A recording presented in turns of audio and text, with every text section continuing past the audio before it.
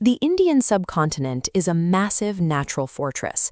It is protected by vast oceans to the south and walled off to the north by the sheer, imposing rock of the Himalayas. If that northern mountain range were a solid, unbroken wall of ice and stone, the Indian subcontinent would have developed entirely in isolation, physically cut off from the rest of human civilization. But the mountains are not solid. Interspersed along this barrier are mountain passes, narrow, navigable daps carved between towering peaks by rivers and tectonic shifts, providing physical pathways through an otherwise impossible landscape. These precise geological gaps provided a pathway for trade, but also for conflict. In 326 BC, Alexander the Great marched his army through the Khyber Pass to breach the subcontinent, utilizing a narrow crack in the armor to launch his invasion. These high-altitude gaps represent the only way in or out, making them the primary physical points where outside influence first meets the subcontinent. Look at the extreme altitudes of India's northwest frontier, covering Ladakh and Kashmir. The environment is intensely hostile. Take Kardun Law. Sitting at over 17,500 feet, this pass functions as the essential gateway and logistical lifeline for supplying troops on the Siachen Glacier. Military supply chains must navigate freezing, vertical terrain that looks exactly like this to keep northern borders secure. Further west is Zoji Law, the vital choke point connecting the Kashmir Valley to Ladakh. During the First Kashmir War in 1948, Indian armed forces had to physically recapture this freezing pass to prevent the entire region from falling.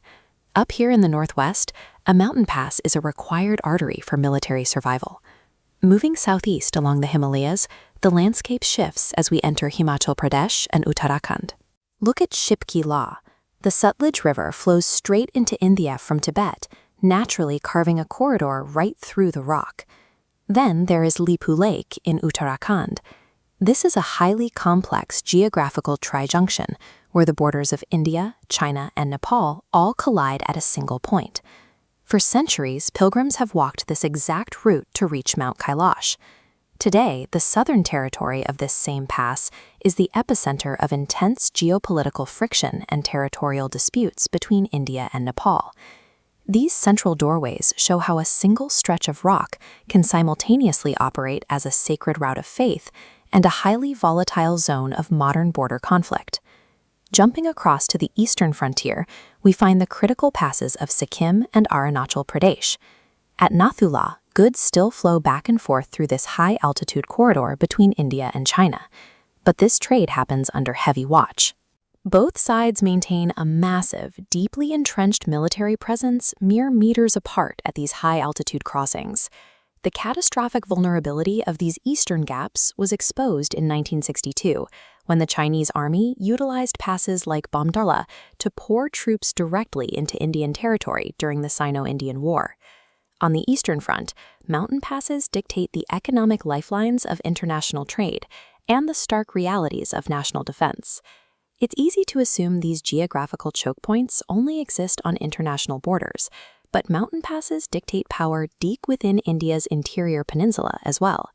In Rajasthan, the narrow Haldi Ghati Pass forced a bottleneck in the Aravalli Range, creating the exact battleground where Maharana Pratap's forces famously clashed with the Mughal Empire in 1576. Further south in Madhya Pradesh, the Asirgarh Fort Pass was deliberately constructed to connect northern India to the southern plateau. It was known literally as the gateway to the Deccan. These internal routes also generated massive fortunes. Nane Ghat in Maharashtra operated as an ancient toll booth, taxing merchants crossing the Western Ghats and funding regional empires.